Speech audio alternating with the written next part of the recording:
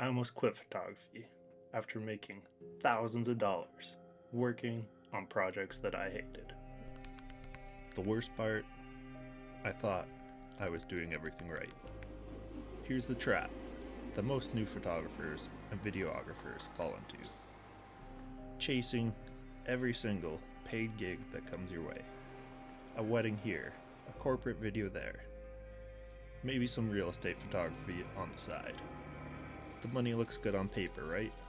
But here's what nobody tells you. If you're shooting things that you don't care about, that camera is going to feel heavier every single time that you pick it up. I've been there multiple times, and I can promise you this, it will suck every ounce of creative joy out of you. The quickest way to burn out in this industry isn't working too much. It's working on the wrong things. Now before you tell me, that's easy enough to say. I get it.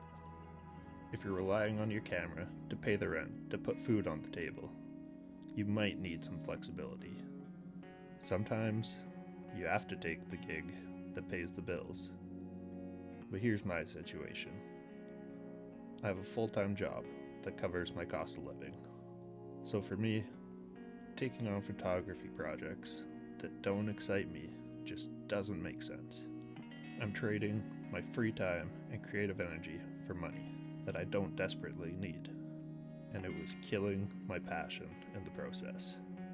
If you're in a similar spot, or even working towards making this your full-time thing, this approach will get you there faster. So here is what I learned. Capture what you want to capture. For me, that's extreme sports, mountain biking, skiing, snowboarding, snowmobiling, anything with speed, risk, and adrenaline. That is what gets me fired up, and that is exactly what I want to create. Your passion might be completely different. Maybe it's documenting street culture, or capturing intimate portraits, or filming concerts. Whatever it is, that's your North Star. This is where the real question lies.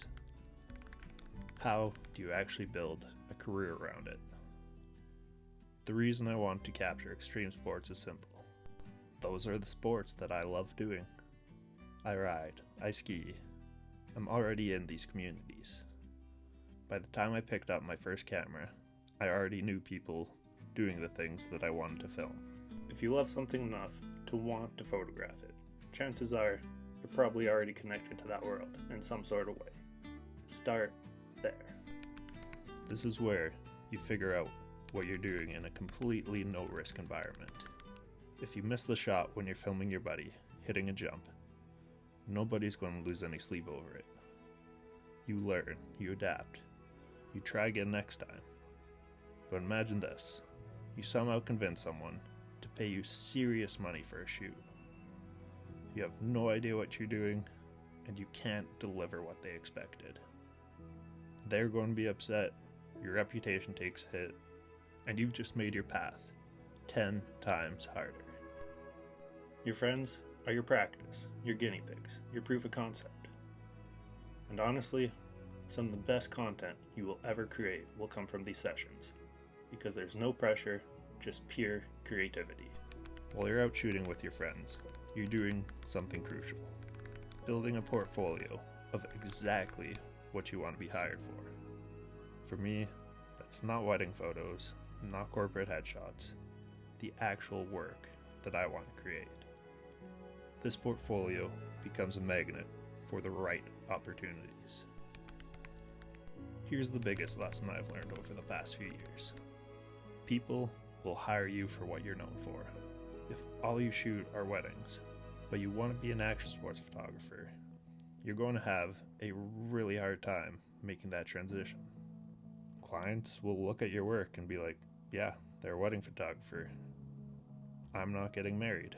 I don't need a wedding photographer. They don't see the action sports photographer that you want to become.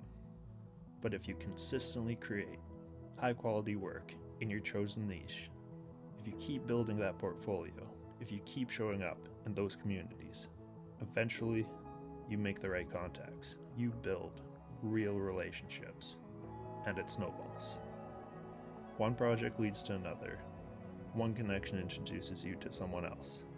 Before you know it, you're getting paid to capture exactly what you want to create. So stop chasing every dollar. Stop shooting things that drain you. Stop building a portfolio for a career that you don't even want. Figure out what you love. Shoot it with your friends. Build that body of work that represents who you are as a creator. The money will eventually follow. But more importantly, you'll actually enjoy the journey. Because at the end of the day, life's too short to spend it behind the camera, capturing things that you don't care about. What is it that you want to capture? Let me know down in the comments.